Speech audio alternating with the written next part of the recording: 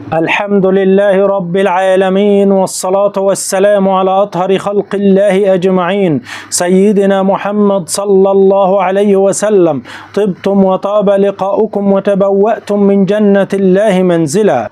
يقول ابن سيرين: إذا رأى الشخص أن الغراب يدخل بيته في المنام علامة أن هناك أحد ما يتربص بأهل بيت الرائي ليريد أن يزني بزوجته والله عز وجل أعلى وأعلم، فعلى صاحب الرؤيا الحذر والله أعلى وأعلم. أما إذا رأى الشخص إذا كان إنسان غنيا ورأى غراب في المنام علامة أن أمواله سوف تسرق منه الأيام القادمة، فعليه الحذر والله عز وجل أعلى وأعلم. أما إذا رأت المرأة المطلقة غراب في المنام علامة أن هناك رجل فاسد ومفسد في الأرض يريد أن يقع بهذه المرأة في الخطيئة والله أعلى وأعلم. كذلك إذا رأت البنت العزباء الغراب وكان لونه أسود علامة أن هناك شخصا فاسق يضحك على هذه البنت ويلعب بمشاعرها ليوقعها في الخطيئة، فعليها الحذر والله عز وجل أعلى وأعلم. إذا رأى الشخص أنه سمع صوت الغراب في بيته علامة على حدوث مشكلة كبيرة في هذا البيت أو مصيبة كبيرة الأيام القادمة والله عز وجل أعلى وأعلم.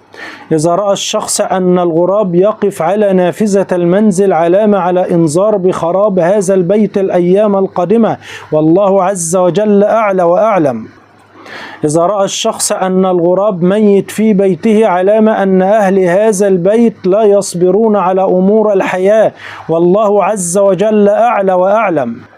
إذا رأت الفتاة العزباء الغراب الأسود علامة على شخص فاسق ومنافق في حياتها، فعليها الحذر والله أعلى وأعلم. إذا رأت البنت العزباء أنها تطرد الغراب علامة على أمن وأمان يحدث لها والله أعلى وأعلم. إذا استطاعت البنت العزباء أن تصطاد الغراب علامة أنها إنسانة صابرة ولكن متكبرة في الحياة والله عز وجل أعلى وأعلم. إذا رأت البنت العزباء أنها تأكل لحم الغراب علامة أنها إنسانة فاسقة وفاسدة في الحياة والله أعلى وأعلم. إذا رأت المرأة المتزوجة الغراب علامة على مشاكل مع زوجها بشكل كبير والله أعلى وأعلم. إذا رأت المرأة المتزوجة الغراب باللون الأسود في بيتها علامة أنها تعرف أناس صرصارون في الكلام ويزعجونها بشكل كبير والله أعلى وأعلم. إذا رأت المرأة المتزوجة أن الغراب عضها علامة أن هذه المرأة سوف تتعرض للسرقة الأيام القادمة في الحياة والله عز وجل أعلى وأعلم. روى الإمام مسلم أن النبي صلى الله عليه وسلم قال: من قال حين يصبح وحين يمسي سبحان الله وبحمده 100 مرة لم يأت أحد يوم القيامة بأفضل مما جاء به إلا أحد قال مثل ما قال أو زاد عليه. صحيح الإمام مسلم.